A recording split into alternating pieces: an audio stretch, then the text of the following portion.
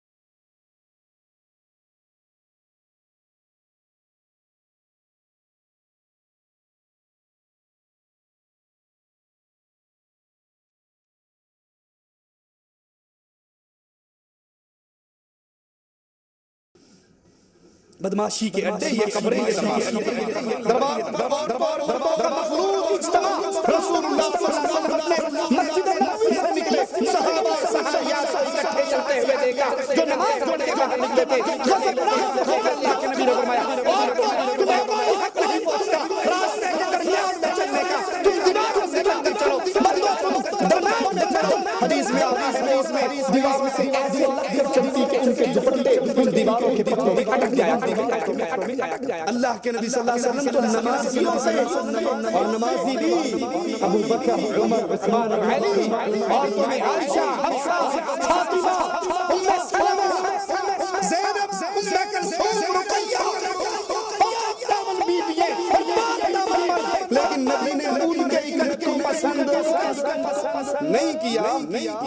صفحہ 248 ہے. صفحہ 248 کے اوپر فرماتے ہیں ایک پوری آیا سید مصری کبیر کی قبر کی زیارت کرنے کے لیے راستے میں ایک چھوٹی پر نظر پڑ گئی اس کے دل میں آ گئی جب یہ بات تو وہ اس پیر نے پوچھا عبدالوہاب تمہیں وہ حدیث اچھی لگی؟ کہا حضرت پیر سے شیخ سے ہمارے دل کو بھا گئی.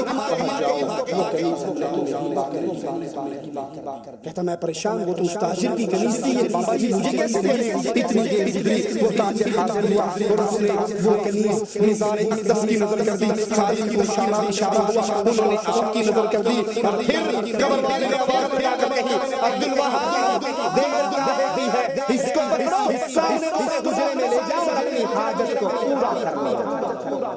یہ ہمارے ہاتھ میں فضائل حج ہے. مولوی ذکریہ صاحب کی کتاب ہے. مولوی صاحب اس فرائض کے اندر اللہ کے نبی صلی اللہ علیہ وسلم کی قبر کے بارے میں ظلم کرتے ہوئے کیا کہتے ہیں آپ بھی سنیے. صفحہ نمبر 138 ہے. 138 پہ کہتے ہیں مدینے میں جاؤ قبہ خضرا پر نظر پڑے عظمت اور حیبت اور نبی کی علو شان کا استحضار کرو.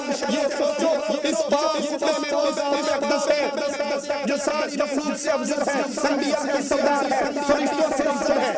یہاں تک تو بات ہے نبی تمام مخلوقات سے افضل ہے لیکن آگے مسجدوں میں مسجد قبروں کو کیسے پوجا جاتا ہے؟ کہا قبر شریف کی جگہ ساری جگہ سے افضل ہے اور جو حصہ نبی کے جسم مبارک سے ملا بریک نہیں لگی دھندا چل رہا کعبہ سے افضل ہے عرش سے افضل ہے اللہ کی کرسی سے افضل ہے.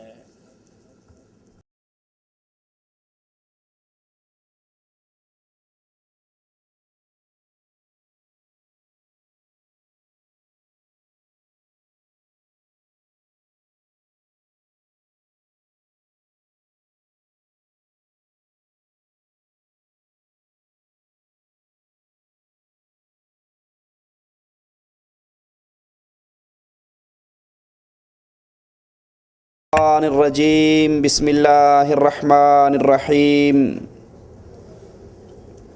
افمن زین له سوء عمله فرآه حسنا فإن اللہ یضل من یشاء ویہدی من یشاء.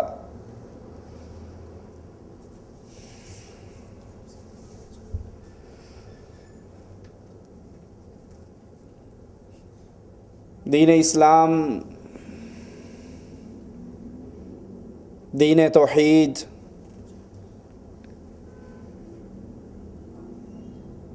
جس کی اساس اور بنیاد بندوں کو بندوں کی بندگی سے ہٹا کر ایک اللہ عز و جل کی بندگی کروانا، جس کا بنیادی مقصد لوگوں کے اندر سے شرک کی بیماری کو ختم کرنا. اسی مقصد کے لیے انبیاء آئے، اسی مقصد کے لیے کتابیں آئیں، اسی مقصد کے لیے جہاد ہوا. رسول اللہ صلی اللہ علیہ وسلم فرماتے ہیں امرت ان اقاتل الناس، مجھے تو حکم ہی اللہ نے یہ دیا ہے کہ میں لوگوں کے ساتھ قتال کروں یہاں تک کہ یہ لا الہ الا اللہ کی گواہی نہ دے دیں. لیکن شیطان بھی ہر دور کے اندر اہل ایمان کے ساتھ جنگ کرنے کے لیے تیار کھڑا ہے. توحید کی دعوت دیتے رہیں، وہ مختلف راستوں سے شرک کے راستے کھولتا رہے گا، کبھی اولیاء کی محبت کے اندر، کبھی صالحین کی پیار کے اندر. اور ایک وسوسہ جو اکثر شیطان انسانوں کے دلوں میں ڈالتا ہے وہ یہ کہ ہم بزرگوں اور اولیاء کی قبروں پر جاتے ہیں، اولیاء اللہ کے مزاروں پر جاتے ہیں، وہاں جا کر ہم عبادت تو اللہ ہی کی کرتے ہیں، وہاں جا کر نظر اور نیاز اللہ نام کی دیتے ہیں، پکار اور سوال اللہ نام کا بلند کرتے ہیں، وہاں جا کر دیگ کیوں بانٹتے ہیں، وہاں پر دعا کیوں مانگتے ہیں؟ اس لیے کہ درباروں پر کھڑے ہو کر مانگا جائے تو بڑی جلدی قبول ہو جاتی ہے. یہ اولیاء اللہ ہیں، یہ بزرگان دین ہیں، ان کی قبروں پہ کھڑے ہو کر اللہ سے سوال کیا جائے تو دیر نہیں لگتی قبول ہونے میں. آئیے ذرا محمد الرسول اللہ صلی اللہ علیہ وسلم کے مبارک فرامین کو سامنے رکھ کر اس سوچ کا اسلام کے ساتھ مقارنہ کر کے تو دیکھیں، کیا اسلام میں اولیاء اللہ کی قبروں پر جانا، بزرگوں کی قبروں پر کھڑے ہو کر اللہ عز و جل کی عبادت کرنا جائز ہے یا حرام؟ صحیح بخاری اور مسلم میں حضرت عائشہ رضی اللہ تعالی عنہا کی روایت ہے، فرماتی ہیں ام سلمہ رضی اللہ تعالی عنہا حبشہ کی ہجرت سے واپس آتی ہیں اور رسول اللہ صلی اللہ علیہ وسلم کو ایک گرجے کا حال بتاتی ہیں، ایک کنیسہ کی خبر دیتی ہیں، یا رسول اللہ صلی اللہ علیہ وسلم ہم نے حبشہ کے اندر ایک کنیسہ دیکھا، عیسائیوں کی عبادت گاہ کو کنیسہ گرجا کہا جاتا ہے، اس کے اندر ہم نے مورتیاں تصویریں دیکھی. رسول اللہ صلی اللہ علیہ وسلم فرماتے ہیں یہ یہود و نصارہ، ان کا جب کوئی نیک آدمی فوت ہو جاتا، نیک آدمی مر جاتا، تو یہ اس بزرگ کی، اس ولی کی، اس نیک آدمی کی قبر پر مسجد بنا لیتے، عبادت گاہ بنا لیتے اور اس میں اس کی تصویریں سجا لیتے، مورتیاں بنا لیتے. اب سنیے رسول اللہ صلی اللہ علیہ وسلم کے فرمان. آج ہمارے معاشرے میں شرک جس صورت میں بھی پھیل رہا ہے ان تمام صورتوں کو بھی سامنے رکھیے اور پھر اس ہستی کے اقوال پہ غور کیجئے جو ہستی میرا اور آپ کا نبی ہے، قائد ہے، امام ہے، رہبر ہے، محمد الرسول اللہ. لوگوں کے بزرگوں کو پیش کر کے ہم اپنے بزرگوں کے ساتھ مقارنہ نہیں کرواتے کہ تمہارے مولوی نے یہ کہا تو ہمارا مولوی یہ کہتا ہے. کیوں؟ اگر میں یہ کہوں میں آپ کے مولوی کی بات نہیں مانتا تو کیا خیال ہے میں کافر ہو جاؤں گا؟ نہیں. اگر آپ کہیں مولانا صاحب ہم آپ کی بات نہیں مانتے یا آپ کے مولوی کی بات نہیں مانتے، آپ کے بزرگ کی بات نہیں مانتے، تو آپ کے ایمان میں کوئی فرق نہیں آئے گا. اس لیے ہم مقارنہ کرتے ہیں اس ہستی کی باتوں کے ساتھ. اگر کوئی یہ کہے کہ میں محمد رسول اللہ کی بات نہیں مانتا، اس کے کافر ہونے میں کوئی شک رہ جائے گا؟ معاشرے کے اندر جتنا شرک پھیل رہا ہے ان تمام قسم کے شرکیہ عقائد اعمال کو سامنے رکھیں اور محمد رسول اللہ صلی اللہ علیہ وسلم کے اقوال کو بھی سامنے رکھیں. پیارے نبی علیہ الصلوۃ والسلام فرماتے ہیں یہود و نصارہ میں سے جب کوئی نیک آدمی مر جاتا یہ اس کی قبر پر مسجد بنا لیتے. ہمارے ہاں بھی یہی ہوتا ہے نا، دربار ہے ساتھ اس کی قبر پہ مسجد ہے، بابا حجویری کی قبر ہے اس پہ مسجد ہے، اسلام آباد والے بابے کی قبر ہے اس کے اوپر مسجد ہے. اب یہ کام اچھا ہے، یہ کرنے والے لوگ اچھے ہیں، یہ دھندا ٹھیک ہے. اگر کوئی وزیر اعظم بن جاتا ہے تو حجویری صاحب کی قبر کے اوپر پورا داتا کمپلیکس بنوا دیتا ہے. یہ کام کیسا ہے؟ کس سے پوچھنا ہے؟ اس سے جس کی بات کو اگر میں اور آپ اور دنیا کا ہر انسان کوئی بھی بندہ تسلیم نہیں کرتا، ٹھکرا دیتا ہے، اس کے پلے سے ایمان نکل جاتا ہے. رسول اللہ صلی اللہ علیہ وسلم فرماتے ہیں سنو، اللہ کے نزدیک بزرگوں کی قبروں پر عبادت گاہیں مسجدیں بنانے والوں کے بارے میں نبی فرماتے ہیں اللہ کے نزدیک یہ سب سے بدترین مخلوق ہے. یہ نہیں کہا یہ سب سے بدترین انسان ہیں، یہ نہیں کہا. اللہ کے نزدیک اولیاء اللہ کی قبروں پہ قبے، مزار، دربار، خانقاہیں بنانے والے اللہ کی مخلوق میں سے سب سے زیادہ بدترین ہیں. سوچئے گٹر کی گندگی میں رینگنے والا کیڑا کس کی مخلوق ہے؟ گندگی جس کی خوراک ہے، وہ کیڑا جو گندگی میں چلتا ہے، جس کی خوراک گندگی ہے، جو اس گندگی پر زندہ رہتا ہے، وہ کس کی مخلوق ہے؟ اس کا خالق اللہ ہے. اور اللہ کے نبی فرما رہے ہیں صلی اللہ علیہ وسلم جو بزرگوں کی قبروں پر مسجدیں بنائیں وہ کائنات کی تمام مخلوقات میں سے اللہ کی سب سے بدتر گندی مخلوق ہے.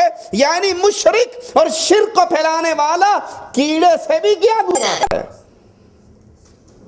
رسول اللہ صلی اللہ علیہ وسلم اور حضرت عائشہ فرماتی ہیں کہ یہاں حبشہ والوں نے 2 فتنوں کو جمع کر دیا. پہلا فتنہ کہ انہوں نے اولیاء کی قبروں پر مسجدیں بنائی، قبے بنائے، درگاہیں بنائی، وہاں پہ وہ اعمال ہونے لگے، پہلا فتنہ. دوسرا فتنہ انہوں نے بزرگوں کی، اولیاء کی مورتیاں، تصویریں، صورتیں بنائی.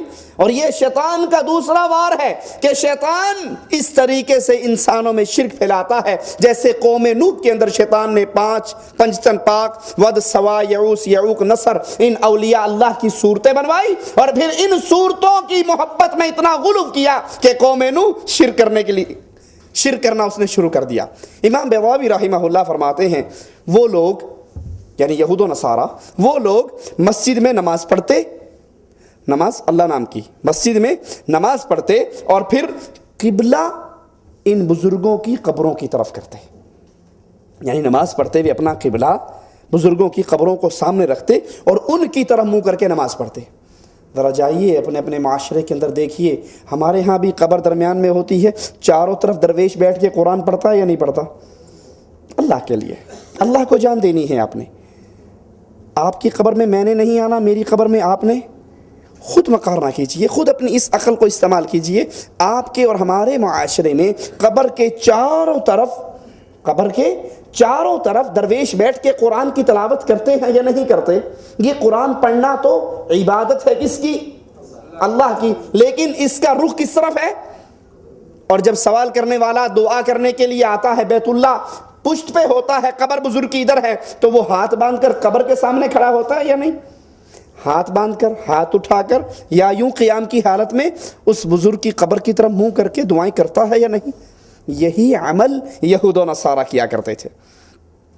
اس پر رسول اللہ صلی اللہ علیہ وسلم نے ان کو ملعون قرار دیا، ان پر لعنت کی.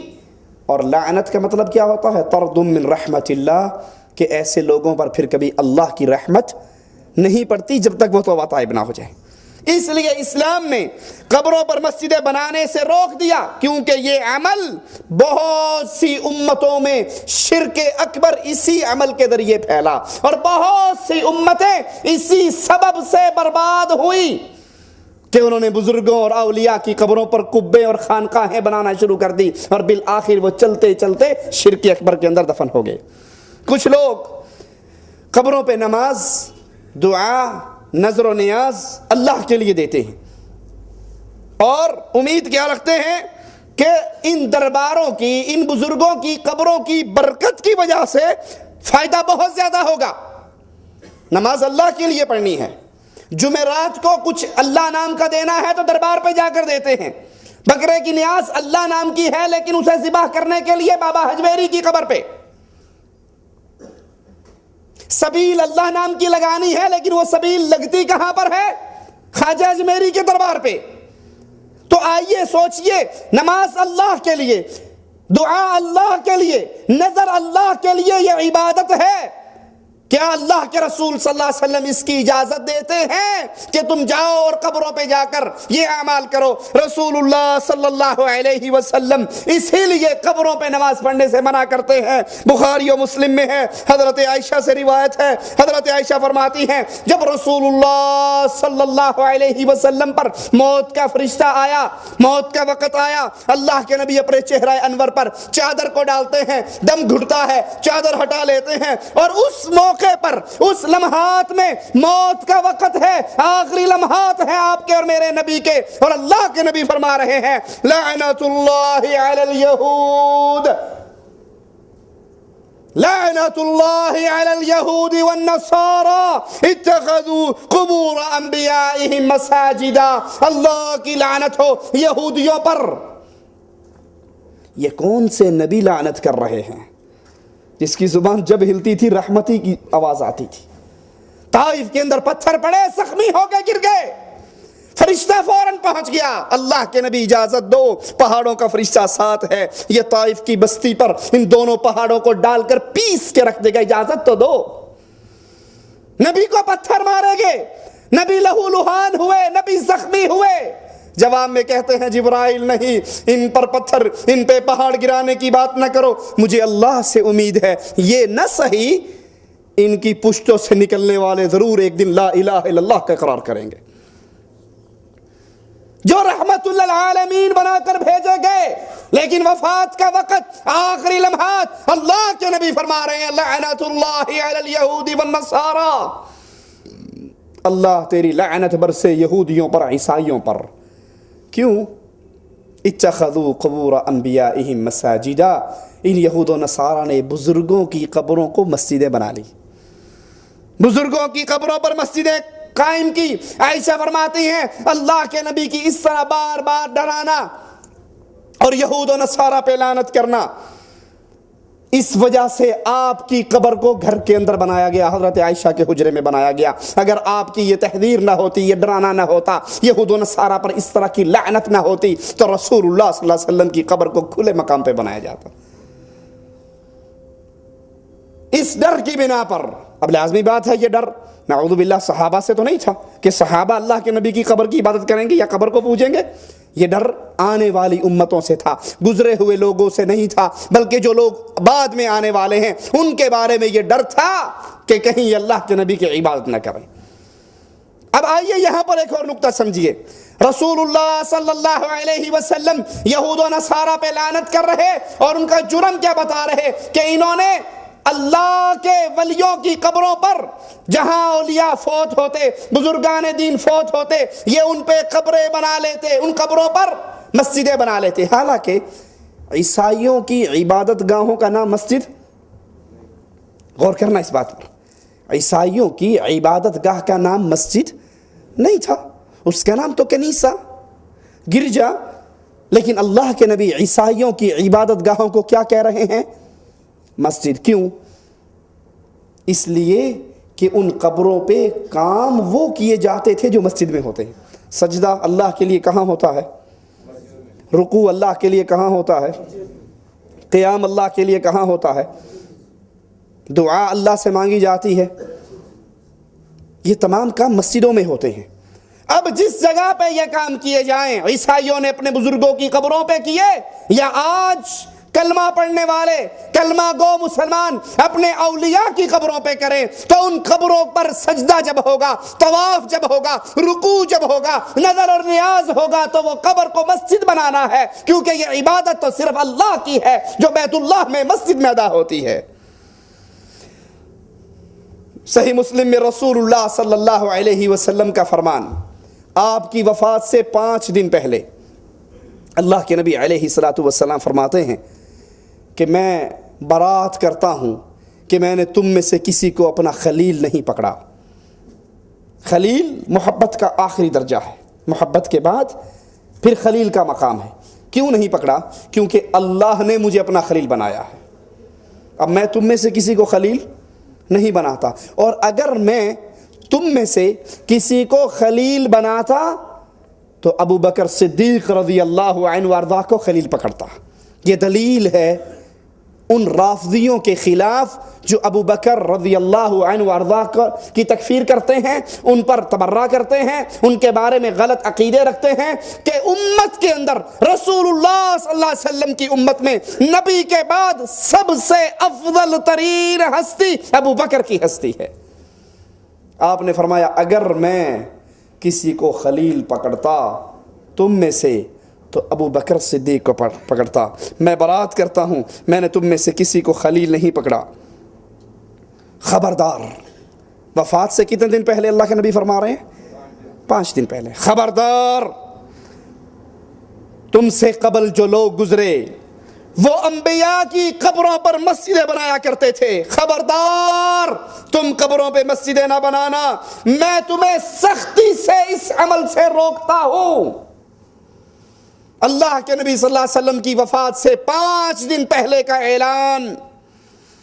تم سے پہلی امت یہود و نصارہ انبیاء، اولیاء، اتقیاء کی قبروں پہ، انبیاء کی قبروں پہ مسجدیں بناتے تھے، تم ایسا عمل نہ کرنا۔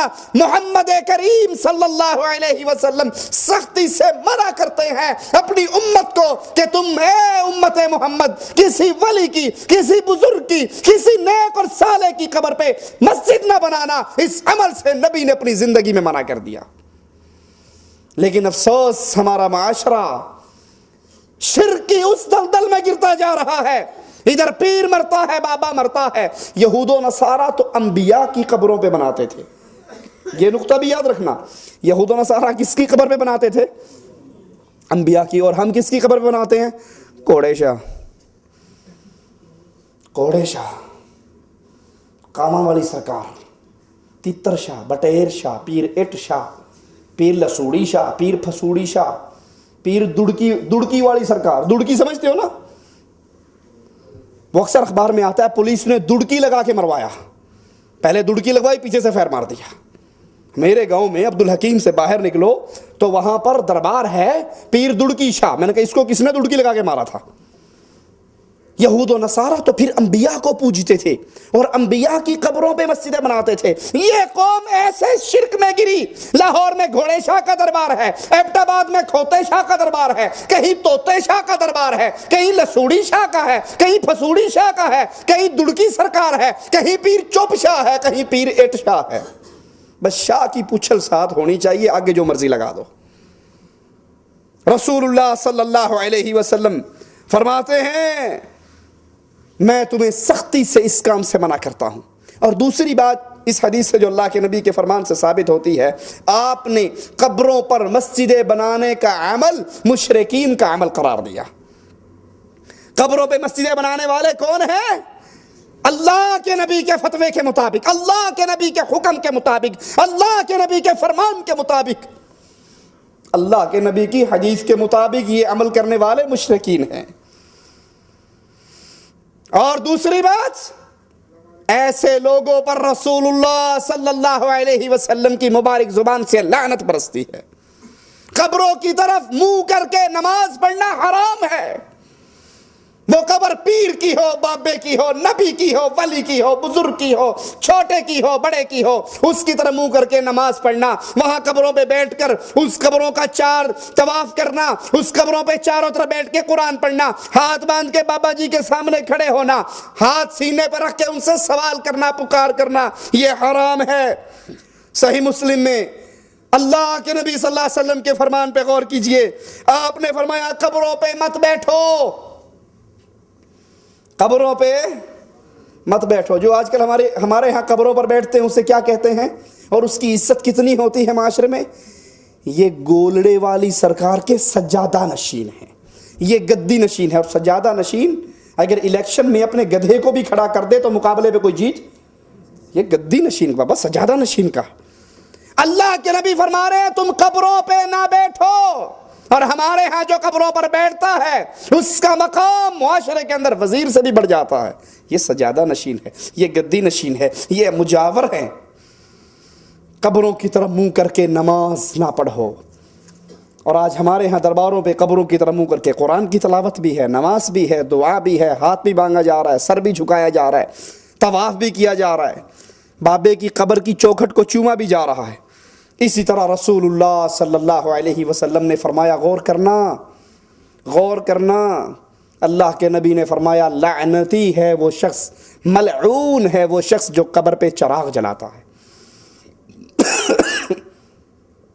ہمارے ہاں نئے مولویوں نے سر اٹھایا تو ایک مولوی صاحب کی کیسٹ میں سن رہا، وہ کہتا قبروں پہ چادر چڑھانا، پھول دینا، دیے جلانا شرک نہیں ہے۔ یہ شرک نہیں ہے تو ہندو کیوں مشرک ہے؟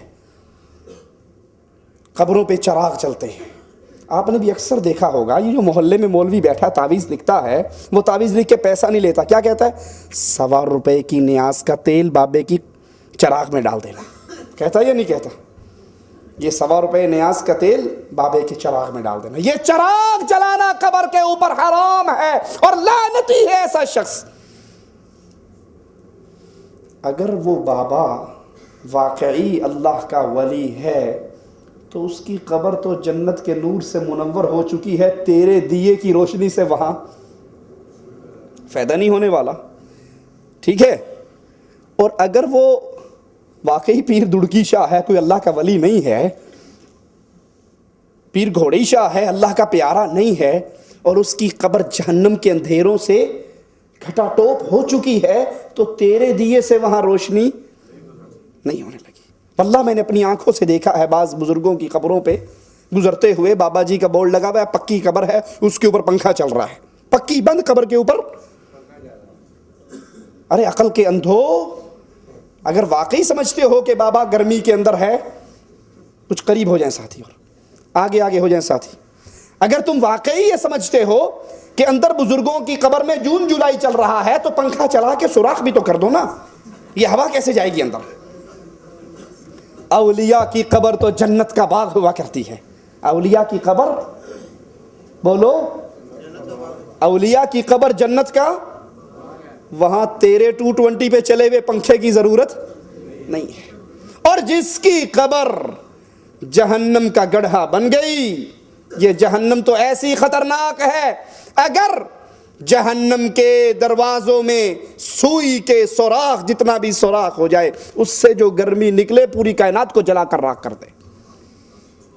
ان قبروں پہ چلے ہوئے چراغوں اور پنکھوں کی اس قبر والے کو کوئی فائدہ نہیں۔ صحیح مسلم میں ہے، جابر بن عبداللہ رضی اللہ عنہما سے روایت ہے، رسول اللہ صلی اللہ علیہ وسلم نے قبروں کو پختہ کرنے، قبروں پر بیٹھنے، قبروں پہ قبے بنانے، عمارت بنانے سے منع فرمایا۔ ہم منع کریں کہیں گے وہابی یہ گستاخ ہے، اولیاء کو نہیں مانتا، بزرگوں کی توہین کرتا ہے۔ صحیح مسلم، قرآن کے بعد صحیح بخاری کا مقام، صحیح بخاری کے بعد صحیح مسلم کا مقام، اور صحیح مسلم اور صحیح بخاری دونوں کتابوں میں کوئی ضعیف موضوع من گھڑت روایت نہیں ہے۔ اور اللہ کے نبی کی یہ حدیث صحیح مسلم میں ہے، آپ نے قبروں کو پختہ کرنے سے منع فرمایا۔ ہمارے ہاں درباروں پہ سنگ مرمر لگتا ہے، غریب کو روٹی کھانے کے لیے میسر نہیں، اور یہ بابا جی کی قبر پہ 4-5 لاکھ روپیہ لگ کے پتھر کا کام ہو رہا ہے۔ رسول اللہ صلی اللہ علیہ وسلم نے قبروں پر بیٹھنے مجاور بننے سے منع فرمایا۔ رسول اللہ صلی اللہ علیہ وسلم نے قبروں پر داتا کمپلیکس بنانے، قبہ بنانے، عمارت بنانے سے منع فرمایا۔ اور ابو داؤد میں ہے رسول اللہ صلی اللہ علیہ وسلم نے قبروں پر لکھنے سے منع فرمایا، قبروں پر لکھنے سے۔ حاجی اللہ بخش تاریخ وصال اتنا اور اس پہ بورڈ لگتے ہیں، سنگ مرمر کی پھٹیاں باقاعدہ آرڈر پہ تیار ہوتی ہیں۔ رسول اللہ صلی اللہ علیہ وسلم کی حدیث ابو داؤد کے اندر موجود، آپ نے قبروں پر لکھائی کروانے سے منع فرمایا۔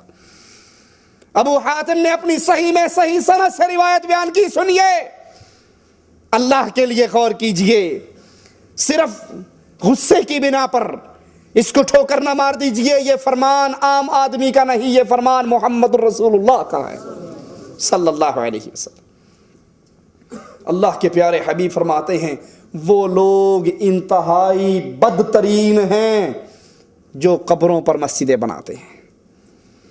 جمعرات کو بابے کو سلام کرنے کے لیے جانے والوں، بچہ پیدا ہو جائے تو بابے کی قبر کی خاک چٹانے والوں، دعا مانگنے کے لیے، فاتحہ پڑھنے کے لیے بابا جی کی قبر کی حاضری مارنے والوں، اللہ کے نبی کی صحیح حدیث آپ نے فرمایا بدترین لوگ وہ لوگ ہیں جو قبروں پر مسجدیں بناتے ہیں۔ امام مالک روایت فرماتے ہیں ان رسول اللہ صلی اللہ علیہ وسلم قال اللہم لا تجعل قبری وثنا يعبد اشتد غضب اللہ علی قوم اتخذوا قبور انبیائهم مساجدا۔ پہلے تو عام قبروں کی بات ہوئی، لیکن آئیے سنیے اللہ کے نبی صلی اللہ علیہ وسلم اللہ سے دعا کرتے ہوئے کیا کہہ رہے ہیں۔ عام مولوی کی قبر نہیں، پیر کی قبر نہیں، شیخ کی قبر نہیں، یہ قبر محمد رسول اللہ کی ہے۔ اللہم، اے میرے اللہ، لا تجعل قبری وثنا يعبد، اللہ میری قبر کو بت نہ بنا دینا، میری قبر کو وثن کہتے ہیں بت کو۔ کسی کی قبر کی جب اللہ کے علاوہ عبادت کی جائے، اس پہ طواف ہو، رکوع ہو، سجدہ ہو، نظر ہو، نیاز ہو، اس کے نام کی قسمیں کھائی جائیں تو وہ اس کو بت بنانے کے مترادف ہے، بھلے وہ قبر محمد رسول اللہ کی۔ اللہم لا تجعل قبری وثنا يعبد، اللہ میری قبر کو بت نہ بنا دینا، وثن نہ بنا دینا کہ لوگ اس کی عبادت کریں۔ اشتد غضب اللہ علی قوم اتخذوا قبور انبیائهم مساجدا، ایسی قوم پر اللہ کا غضب ٹوٹتا ہے، ایسی قوم پر اللہ کا عذاب ٹوٹتا ہے، غضب ٹوٹتا ہے جو انبیاء کی قبروں کو مسجدیں بنا لیں۔ جو انبیاء کی قبروں کو مسجدیں بنائیں ان پہ تو غضب ٹوٹتا ہے، اور جو مادو لال حسین کی قبر پہ عرس لگائیں، مادو لال حسین، انڈیا والوں سمجھے ہو نام کو یا نہیں؟ مادو آپ کے علاقے میں ہوتا ہے مادو یا نہیں ہوتا؟ مادو ہندو لڑکا تھا، لال حسین صوفی بزرگ تھا، دونوں میں عشق بازی ہو گئی۔ مادو ہندو بچہ اور لال حسین اس کا عاشق، دونوں کو مرنے کے بعد لاہور میں دفن کر دیا، اور باقاعدہ طور پہ اس کا ٹھیک ٹھاک عرس لگتا ہے۔ مادو لال حسین، عاشق معشوق کا عرس لگا ہوا ہے، یہ اولیاء اللہ ہے، بدماش ہیں یہ۔ اللہ کے نبی صلی اللہ علیہ وسلم اپنی قبر کے بارے میں کہہ رہے ہیں، انبیاء کی قبروں کے بارے میں کہہ رہے ہیں، اشتد غضب اللہ علی قوم اتخذوا قبور انبیائہم مساجدا، جو نبیوں کی قبروں پر سجدے کریں، مسجدیں بنائیں، طواف کریں، نظر نیاز کریں، دعا کریں، پکاریں، ان پر اللہ کا غضب حلال ہوتا ہے، اور جو عاشق مشوق کی قبر پہ جا کر یہ سارا کچھ کرے تو وہاں کیا ہوگا؟ عبداللہ بن عباس سے روایت ہے کہ لات، شرک کیسے داخل ہوتا ہے سنیے، لات جس کو کفار مکہ پوجا کرتے تھے، یہ لات اللہ کا ولی تھا، حاجیوں کو ستو گھول گھول کے پلایا کرتا تھا، اور اس کے مرنے پر مجاہد رحمہ اللہ کا قول ہے کہ لات کے مرنے پر لوگوں نے اس کو دفن کرنے کے بعد اس کی قبر کی مجاورت شروع کر دی۔ اب بتاؤ، جو کام کفار مکہ کرے اور ان کے دین میں حلال ہو، وہ کام مسلمان بھی کریں، وہ ایمان والا کام ہو سکتا ہے؟ قبروں پر مجاوری تو کفار مکہ کیا کرتے تھے، اور آج یہی کام ہمارے علاقے اور ہمارے معاشرے کے اندر مولوی صاحب اور صوفی صاحب، شیخ الحدیث صاحب کرتے ہیں۔ قبروں پہ چراغ جلانے کا رواج تو عام ہے، اور یہ چراغ جلانا قبروں پر کئی قسم کے شرک کا منبع ہے، عام بات نہیں ہے۔ ایک مولوی نے کہا یہ عام بات ہے، شرک نہیں ہے، لیکن یہ عام بات نہیں، یہ کئی قسم کے شرک کا گورکھ دھندا ہے۔ نمبر ایک، پہلا یہ کہ جو چراغ جلاتا ہے اس سے مقصود کیا ہوتا ہے کہ قبر والا مجھ سے راضی ہو جائے، تبھی جلاتا ہے نا، پھوکٹ میں کوئی جلائے گا؟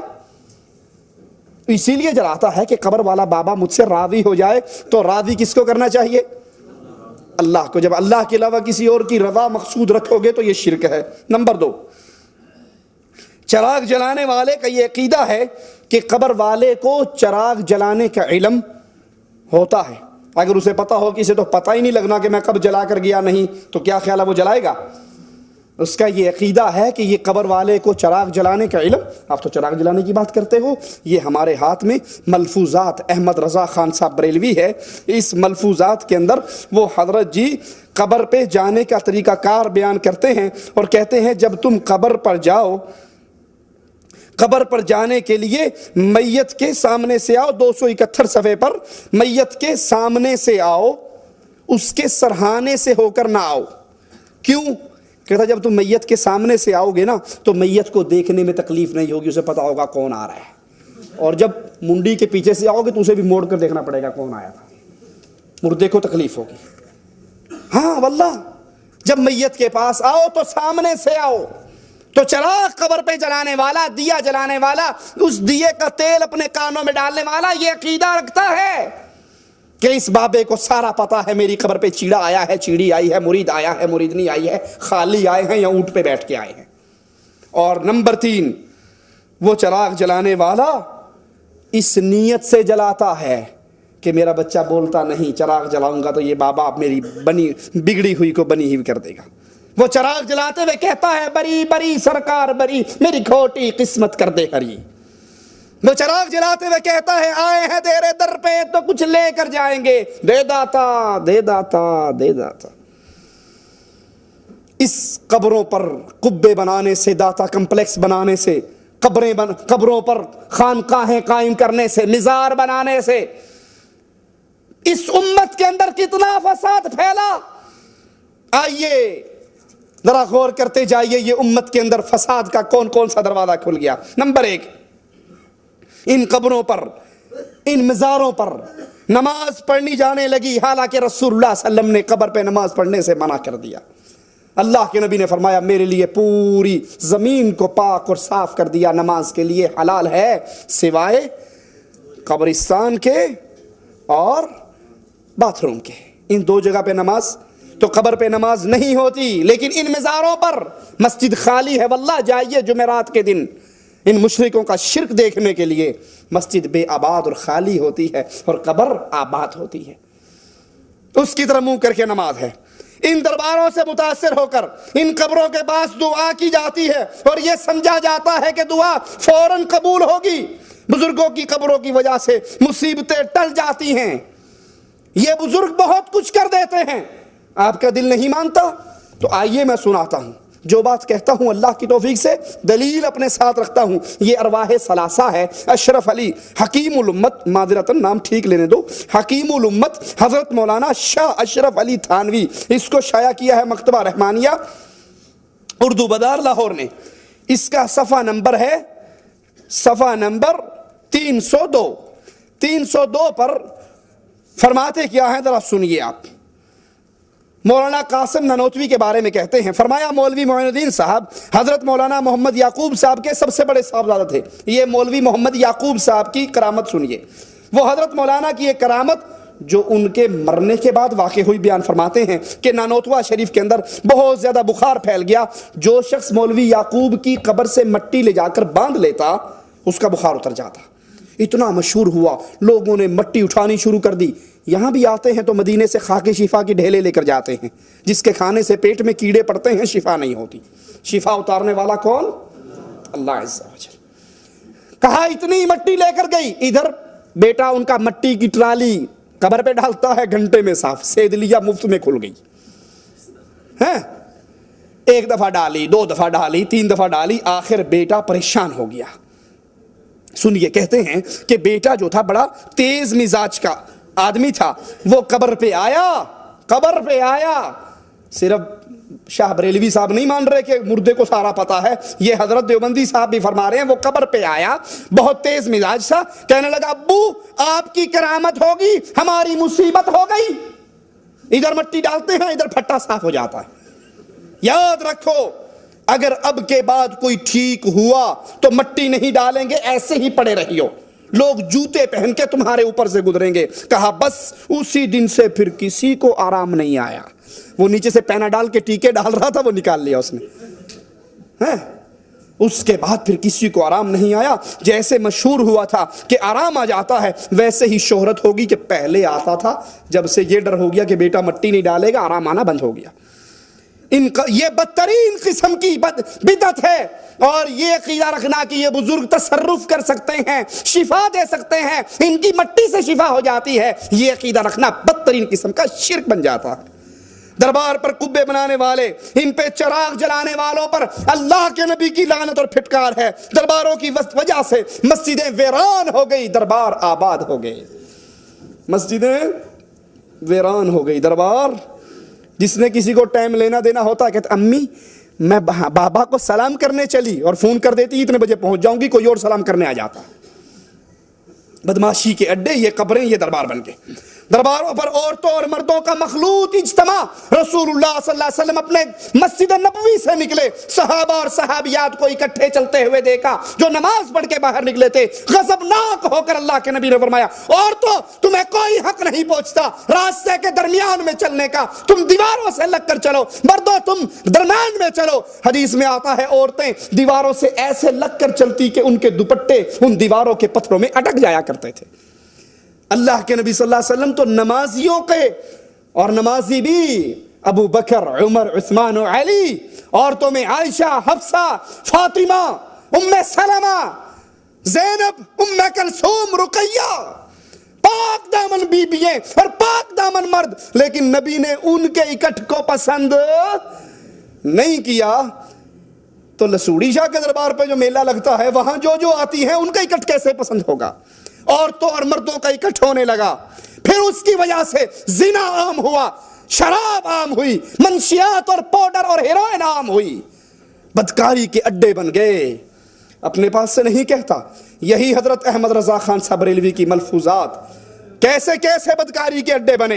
سنیے صفحہ 248 ہے. صفحہ 248 کے اوپر فرماتے ہیں ایک مرید آ رہا سید بدوی کبیر کی قبر کی زیارت کرنے کے لیے. راستے میں ایک چھوکری پر نظر پڑ گئی، اس کے دل میں آ گئی. جب دربار پہ پہنچا تو وہ اس پیر نے پوچھا عبد الوہاب تمہیں وہ کنیز اچھی لگی؟ کہا حضرت پیر سے شیخ سے کیا چھپانا، ہمارے دل کو بھا گئی. کہا جاؤ وہ کنیز ہم نے تمہیں ہبہ کر دی.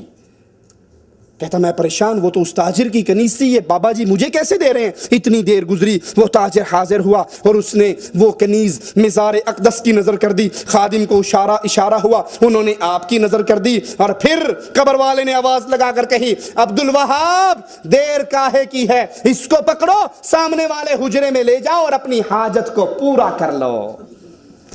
یہ دربار، یہ مزار، یہ خانقاہ ہے، بدماشی، بدکاری، زنا اور بے حیائی کے اڈے اور مرکز ہیں۔ ان درباروں کو چلانے کے لیے ہمارے معاشرے کے اندر باقاعدہ محکمہ اوقاف بنتا ہے۔ اللہ اس سعودی حکومت کو قائم اور دائم رکھے، اللہ ان کو جزائے خیر دے۔ یا محکمہ اوقاف، وزارت اوقاف بنتی ہے حج کروانے کے لیے، بیت اللہ کی سرپرستی کے لیے، مسجد نبوی کی سرپرستی کے لیے، حاجیوں کی خدمت کے لیے۔ ہمارے ہاں محکمہ اوقاف بنتا ہے لسوڑی شاہ اور پھسوڑی شاہ کے دربار سے چندے اکٹھے کرنے کے لیے۔ اللہ ملک عبداللہ کی حفاظت فرمائے، جس طرح ملک عبدالعزیز رحمت اللہ علیہ نے اور اس سے پہلے ملک سعود رحمت اللہ علیہ نے اور ان کے ساتھ شیخ محمد بن عبد الوہاب نجدی رحمت اللہ علیہ نے اس منطقے سے تمام قبر پرستی کو جڑ سے اکھاڑ کر پھینک دیا، دربار سازی کو مٹا کر رکھ دیا۔ گھر ہے تو اللہ کا گھر ہے، اس کے علاوہ کسی اور کا دربار نہیں ہے۔ یہ اس دنیا کے دھرتی کے اوپر واحد حکومت ہے جہاں پر قبر پرستی کا تصور بھی تک نہیں ہے۔ ہمارے ہاں ان قبروں کو بنا کر اس سے چندے اکٹھے کیے جاتے ہیں اور مجاوروں کو نذرانے ملتے ہیں۔ نذرانے وصول کرنے کے لیے جھوٹی کرامتیں مشہور ہوتی ہیں۔ تمہیں نہیں پتا یہ بابا جو ہے نا یہ اتنا پہنچا ہوا ہے، 12 سال کے بعد ڈوبی ہوئی کشتی کو اس نے پار لگا دیا تھا، یہ بابا اتنا پہنچا ہوا ہے، یہ کر لیتا ہے، یہ کر لیتا ہے، یہ کر لیتا ہے۔ جھوٹی کرامات، جھوٹے من گھڑت قصے بنا کر ان کو سنائے جاتے ہیں تاکہ ہماری دکانداری۔ اور تمہیں کیا پتا پیر بابا گولڑے شاہ والا اسٹیشن پہ آیا، ایک انگریز اس کے ہاتھ میں بندوق تھی، وہ کھڑا تھا، اس نے بابا جی نے پوچھا بھئی انگریز اس بندوق کا تم کیا کرتے ہو؟ اب سوچو بابا گولڑے کو انگلش آتی تھی یا اس انگریز کو پنجابی آتی تھی؟ خیر چھوڑو اس بحث کو۔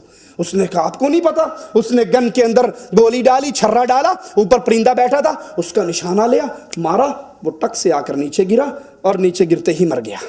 اب انگریز نے دیکھا بابا گولڈے کے ہاتھ میں تسبیح تھی، اس نے کہا بابا جی اس تسبیح سے آپ کیا کرتے ہو؟ جھوٹی من گھڑت کہانیاں تاکہ شرک کا دھندا چلتا رہے۔ آپ کیا کرتے ہو؟ اس نے کہا بتاؤں کیا کرتا ہوں؟ کہا بتاؤ۔ اس پرندے کے اوپر رکھا، پڑھنے کے بعد وہ اڈاری مار کے پھر چلا گیا۔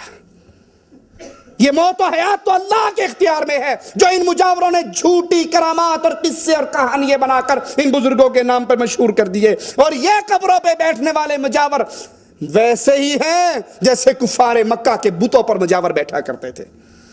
لوگ درباروں کو دیکھ کر صاحب قبر کے لیے سجدے کرتے ہیں، رکوع کرتے ہیں، اور یہ عمل امت کے اجماع کے ساتھ کفر ہے۔ ان درباروں کے پاس کھڑے ہو کر دعا کرتے ہیں، اس قبر والوں کا وسیلہ دیتے ہیں، اپنی آل اولاد۔ آپ نے سنا نا اس نے کنیز دربار کے نام پہ ہبا کر دی، ہمارے ہاں بچے ہبا کر دیے جاتے ہیں، کنیزیں ہبا ہوتی ہیں، مال ہبا ہوتا ہے ان درباروں کے نام پر۔ مزار میں مدفون بزرگ کی ہیبت دل میں اتنی ہوتی ہے، چور چوری کر لے اور واقعی چور ہو، اسے کہو تم مسجد میں آؤ، اللہ کی قسم اٹھاؤ یا قرآن پہ حلف دو کہ تم نے چوری نہیں کی، وہ کہے گا بالکل چلو میں ابھی قسم اٹھاتا ہوں واللہ میں نے چوری نہیں کی، قرآن بھی اٹھا لے گا، ہے چور۔ اور اسے کو اچھا ٹھیک ہے تو نے قسم اٹھا لی، ہمیں مسجد میں قسم نہیں چاہیے، ہمارے ساتھ چلو بابا اجمیر کے دربار کی کنڈی کھول دو۔ وہ کھول دے گا؟ ہیں وہ کھولے گا؟ کہے گا میرے بچے مروانے ہیں تم نے۔ دربار کی کنڈی جھوٹے کی تو بہت دور کی بات ہے، 11ویں شریف کی سبیل لگانے والے کو اگر کہو نا بابا یہ دودھ نہ دو، اللہ نام کا دودھ ہے، کیوں بابے کے نام پہ دیتے ہو؟ کہا مولوی صاحب اگر آپ کی بات مان لوں پیر میری بھینس مار دے گا۔ یہ پیروں سے، ان مزاروں سے، ان مردوں سے، ان کی ہڈیوں سے اتنا ڈرتے ہیں کہ اتنا ڈر اللہ کا بھی ان کے دل میں۔ دودھ روک لیں تو پیر بھینس مار دے گا، یہ تو بڑی بات ہے۔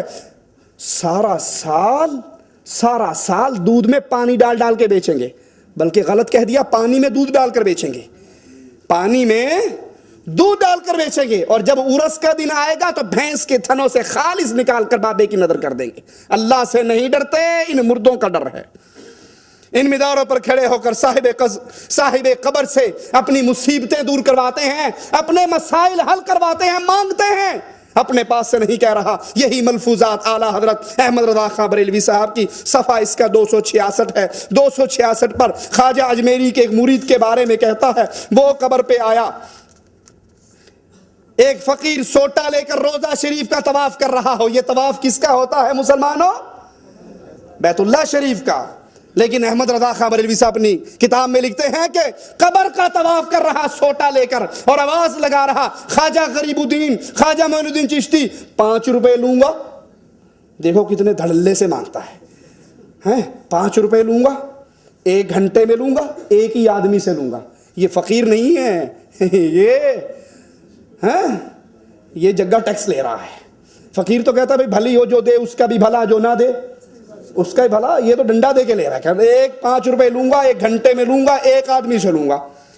کہا جب گھنٹہ گزر گیا اور کسی نے نہیں دیا، ایک وہابی وہاں بیٹھا ہوا تھا، اس کو خیال آیا کہ گھنٹہ گزر گیا کسی نے دیا نہیں، اس نے جیب میں سے 5 روپے نکالے اور کہا بے وقوف، جب مانگنا ہو اللہ سے مانگا کرو، یہ مردے کیا دیتے ہیں۔ 5 روپے لے کے جیب میں ڈالے اور کہا واہ خواجہ واہ، دینے پر بھی آیا تو کس نامراد مردود خبیث سے لے کر دیے۔ ان مزاروں کے قیام کی وجہ سے اللہ سے تعلق ٹوٹ کر ان سے تعلق ایسے بنا کہ وہاں پر ان قبر والوں مردوں سے، جن کو استنجے کی طاقت نہ تھی، جن کو کفن پہننے کی طاقت نہ تھی، جن کو غسل کرنے کی طاقت نہ تھی، جو قبر میں اتر نہیں سکتے تھے، جو یتیم بچوں کو چپ نہیں کرا سکتے تھے، ان سے اللہ کو چھوڑ کر حاجات پوری کرنے کے لیے سوال کیا گیا۔ مزاروں کو مسجدوں سے زیادہ افضل قرار دیا گیا، حالانکہ رسول اللہ صلی اللہ علیہ وسلم نے فرمایا تھا کہ تمام روئے زمین پہ سب سے افضل جگہ کون سی ہے؟ اللہ کی مسجد۔ لیکن جب سے یہ دربار سازی چلی، مسجدوں کی جگہ پہ ان قبروں کو افضل قرار دیا گیا۔ یہ ہمارے ہاتھ میں فضائل حج ہے، مولوی ذکریہ صاحب کی کتاب ہے۔ مولوی صاحب اس فضائل کے اندر اللہ کے نبی صلی اللہ علیہ وسلم کی قبر کے بارے میں غلو کرتے ہوئے کیا کہتے ہیں، ذرا آپ بھی سنیے۔ صفحہ نمبر 138 ہے، 138 پہ کہتے ہیں مدینے میں جاؤ، قبہ خضراء پر نظر پڑے، عظمت اور ہیبت اور نبی کی علو شان کا استحضار کرو، یہ سوچو اس پاک قبے میں وہ ذات اقدس ہے جو ساری مخلوق سے افضل ہے، انبیاء کی سردار ہے، فرشتوں سے افضل ہے۔ یہاں تک تو بات ٹھیک ہے، نبی تمام مخلوقات سے افضل ہیں، لیکن آگے سنو، مسجدوں کو چھوڑ کر قبروں کو کیسے پوجا جاتا ہے۔ کہا قبر شریف کی جگہ ساری جگہوں سے افضل ہے، اور جو حصہ نبی کے جسم مبارک سے ملا ہوا وہ کعبہ سے افضل ہے۔ بریک نہیں لگی، دھندا چل رہا ہے۔ کعبہ سے افضل ہے، عرش سے افضل ہے، اللہ کی کرسی سے افضل ہے۔ ان قبر کو بنانے پر، ان مزاروں پر بیٹھنے پر قبر پرستی اتنی عام ہو گئی کہ اللہ کی مسجدوں کو چھوڑ کر ان قبروں کو اللہ کے بیت اللہ سے اعلیٰ، عرش سے اعلیٰ، اللہ کی کرسی سے افضل۔ تو سیدھی طرح کہہ دو، کان الٹے ہاتھوں کیوں پکڑ رہے ہو کہ یہ جو پیر پڑا ہے یہ اللہ سے اعلیٰ ہے؟ جب اس کی قبر عرش اور کرسی سے افضل ہے، جو عرش پہ مستوی اللہ ہے، تو پھر یہ اللہ سے بڑھ کر ہوگا؟ مزاروں کی زیارت کے بہانے بے حیائی اور فحاشی کا ایسا سیلاب آیا، جتنے اغوا ہوتے ہیں قبروں پہ، زنا ہوتے ہیں قبروں پہ، پاؤڈر، چرس، افیون، ہیروئن، جو کچھ ملتا ہے ان قبروں کے اوپر۔ قاتل نامی گرامی قاتل ہو، سبز چولا پہن کر کسی دربار پہ بیٹھ جائے، پولیس والوں کی ماں مر جائے گی، اس کو پکڑ نہیں سکے گا، پکڑے گا تو گستاخ رسول کے پرچے کے اندر ہو جائے گا۔ قبروں پر قبہ سازی کا عمل اللہ اور اس کے رسول کی کھلی بغاوت ہے۔ لوگو اللہ کی سچی خالص توحید کی طرف لوٹاؤ۔ میری باتیں کئی بھائیوں کو کڑوی لگتی ہوں گی، لیکن مجبور ہوں، کہتا ہوں وہی بات، سمجھتا ہوں جسے حق، میں زہر حلاحل کو کبھی کہہ نہ سکا قلب۔ کیسے کہہ دوں کہ یہ قبر پرستی دین اور اسلام ہے؟ آپ لگے رہو، یہ جہنم کا دروازہ ہے، یہ آخرت کی بربادی ہے، یہ دنیا کی بربادی ہے۔ یاد کر لو، آخری بات کہہ کے بات ختم کرتا ہوں، اگر کسی کی قبر پہ میلے لگانا، کسی کی قبر پہ سجدہ کرنا، کسی کی قبر کا طواف کرنا، کسی کی قبر کی خاک چاٹنا، کسی کی قبر پہ دیا جلانا، کسی کی قبر پہ چادر چڑھانا جائز ہوتا تو سب سے پہلے یہ کام محمد رسول اللہ کی قبر پہ ہوتا۔ جب نبی نے اپنی قبر کے بارے میں کہا لا تتخذوا قبری عیدا، میری قبر پہ میلے نہ لگانا، میری قبر پہ عرس نہ لگانا، میری قبر پہ اکٹھ نہ کرنا، میری قبر کو بت نہ بنانا، اللہ کی قسم کھا کر کہتے ہیں اب کائنات کے اندر کوئی ایسی قبر نہیں جو قبر محمد کی قبر سے زیادہ پیاری ہو۔ جب نبی کی قبر پہ میلہ نہیں لگ سکتا، نبی کی قبر پہ عرس نہیں لگ سکتا، نبی کی قبر پکی نہیں ہو سکتی، نبی کی قبر پہ سجدہ نہیں ہو سکتا تو لسوڑی شاہ پھسوڑی شاہ کی قبر پہ بھی میلے نہیں لگ سکتے۔ ملک فیصل رحمت اللہ علیہ کی بات کر کے بات ختم کرتا ہوں۔ پاکستان کے دورے پہ گئے، وہاں کے ذمہ داران محمد علی جناح کی قبر پہ لے گئے ملک فیصل رحمت اللہ علیہ کو۔ قبر پہ پہنچے تو گاڑی سے نہیں اترے، پوچھا بھئی یہ کہاں لائے ہو؟ کہا آپ کو نہیں پتا یہ بانی پاکستان کی قبر ہے، آئیے سلام کیجئے۔ بابا جھکیے ادھر، ہم تو ہر سبز جھنڈی کو دیکھ کر جھک جاتے ہیں۔ وہ مواحد تھا، وہ مواحد تھا، وہ ان کے نقش قدم پہ چلنے والا تھا۔ ایک بادشاہ نے آرڈر جاری کر دیا جو میرے دربار پہ آئے سجدہ کرے۔ درباری ملاؤں نے سجدہ کرنا شروع کر دیا۔ اللہ کا ایک ولی اس وقت کا، ایک امام وقت کا، اس نے آرڈر جاری کر دیا، فتویٰ جاری کیا، جو سجدہ کرے گا وہ بھی کافر ہے اور یہ بادشاہ بھی کافر ہے۔ اسے اٹھا کے جیل میں ڈلوا دیا۔ جب یہ ولی 70 سال کا بوڑھا ہو گیا، وزیروں نے مشورہ دیا کہ بادشاہ یہ اگر اندر ہی مر گیا تو بغاوت ہو جائے گی، نکالو، اور بہانہ کرتے ہیں آپ کے دربار کی طرف جو آنے والا دروازہ ہے اس کو چھوٹا سا بنا دیتے ہیں، کھڑکی کھولتے ہیں، اس کو کھڑکی میں سے لائیں گے تو لازمی بات ہے پہلے یہ سر اندر داخل کرے گا اور پھر کرے گا، آپ کا مطلب بھی پورا ہو جائے گا اور اس کی شرط بھی ٹوٹ جائے گی۔ اب یہ بوڑھا لاٹھی ٹیک کے آ رہا ہے، اس نے کھڑکی کو دیکھا، سمجھ گیا اس کی پلاننگ کو، پیچھے ہو کے اکڑ کے سر داخل کرنے کی بجائے پہلے ٹانگیں داخل کی، اللہ اکبر، اور پھر اپنا سر داخل کیا اور کہا یہ گردن کٹ سکتی ہے، غیر اللہ کے سامنے جھک نہیں سکتی، نہ گھوڑے کے سامنے نہ سنڈے کے سامنے۔ ملک فیصل رحمت اللہ علیہ اپنی گاڑی سے نہیں اترے، کہا تم لائے ہو مجھے بابا جناح کی قبر پہ سلام کروانے کے لیے، مجھے حدیث رسول سے ثابت کر دو، میرے پاس قبر محمد رسول اللہ کی ہے، اللہ کی قسم میں اس کو سونے سے بنا کر سجدے کروں گا، ثابت تو کر دو۔ یہ توحید ہے یارو، جس کے لیے تمام انبیاء آئے، جس کے لیے نبی کا ماتھا پھٹا، جس کے لیے نبی کے دندان مبارک شہید ہوئے۔ اللہ کے لیے اس توحید پہ غور کرو، ایمان اور عقیدہ ایسا بنا لو، اللہ کے علاوہ کوئی خالق نہیں، کوئی مالک نہیں، کوئی رازق نہیں، کوئی رب نہیں، کوئی مشکل کشا نہیں، کوئی حاجت روا نہیں، کوئی غوث اعظم نہیں، کوئی بری سرکار بری کرنے والا نہیں، کوئی اولاد دینے والا نہیں، کوئی شفا دینے والا نہیں، کوئی رزق دینے والا نہیں، کوئی داتا نہیں، کوئی گنج بخش نہیں، کوئی نہیں، سارے فقیر، منگتے، بھوکے، کلاش، مجبور اور غنی کرنے والا اللہ عز و جل۔ اللہ ہم اس حال میں اٹھانا، تو ہم سے راضی ہو، ہم تجھ سے راضی ہوں۔ اللہ ہمارے دامن کے اندر بہت گناہ ہیں ربا، لیکن اللہ ایک سوال کرتے ہیں، ہمارے دامن میں سارے گناہ ہوں گے، شرک والا گناہ نہیں ہے۔ اللہ تیری توحید کا واسطہ ہمیں جب بھی موت دینا اس حال میں دینا، تو ہم سے اے ہمارے داتا راضی ہو چکا ہو، ہم تجھ سے راضی ہو چکے ہوں، ادھر ہماری روح نکل رہی، ادھر جنت کے لیے ہمارے لیے دروازے کھل رہے ہوں۔ اقول قولی ھذا واستغفر اللہ لی ولکم ولسائر المسلمین فاستغفروہ انہ ھو الغفور الرحیم۔